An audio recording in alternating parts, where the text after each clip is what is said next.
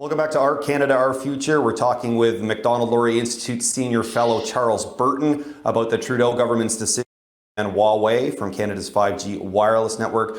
Charles, I wanted to touch on a piece that you've written recently, sort of framing this decision in the context of the war in Ukraine and sort of what this has changed in terms of the geopolitical landscape. Do you think that it's a bit of a reality check for Canada in terms of sort of the risks we face, given the sort of concerns that we have about regimes that, shall we say, don't deal above board as partners?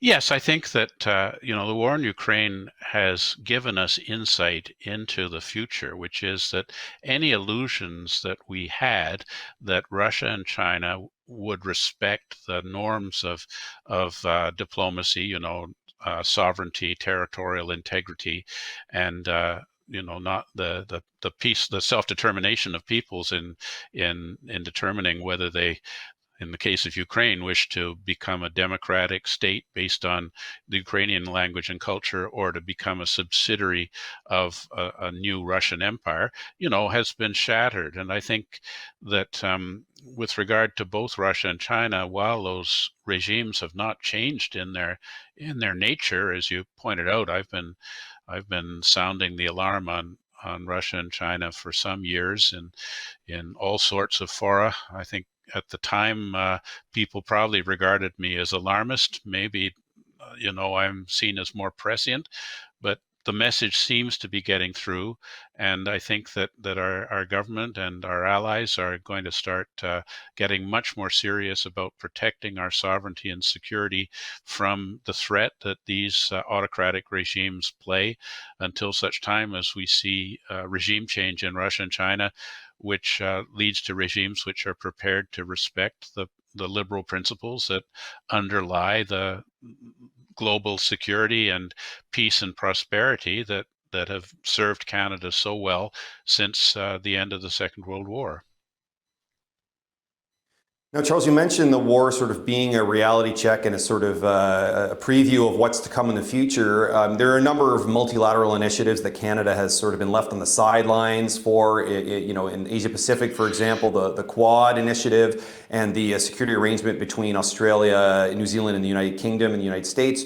Are you optimistic that Canada is sort of waking up to this now? Are you seeing changes in terms of policy and the rhetoric coming out of the government, that they understand that something needs to change? I don't think that we're understanding it enough. And the one you're referring to, the AUS-UK-US, actually does not include New Zealand, which suggests that the Five Eyes, which is Australia, New Zealand, UK, Canada, and US, seems to be turning into Three Eyes, which is Australia, UK, and the US. And I think it's because Canada is just not seen as a reliable partner. There's people in Ottawa who think that they are smart and sophisticated and can somehow steer a middle path between relations with China and relations with the United States. And I think our reluctance, including, our very substantial delay in doing the right thing with regard to Huawei, has caused us to be perceived as an unreliable partner in global affairs, and we are being marginalized. And, until we demonstrate to our allies that we are more than just virtue signaling and words, but that we're prepared to put substantive resources into bolstering our defense, including defense of the Arctic, and substantial resources into our participation in meaningful ways in global institutions, including enacting legislation similar to that of Australia with regard to foreign influence penetration in our senior elite, and in terms of not giving into Chinese coercion, that Canada will become a lesser and lesser player and suffer more and more security consequences, as our allies just aren't able to be there for us if we're not there for them. Yeah, fair enough. In sort of 10 seconds, is it fair to say that Canada sort of has to pick a lane? We can't sort of, the world's polarizing and we sort of have to choose. It's going to be our allies or the folks on the other side?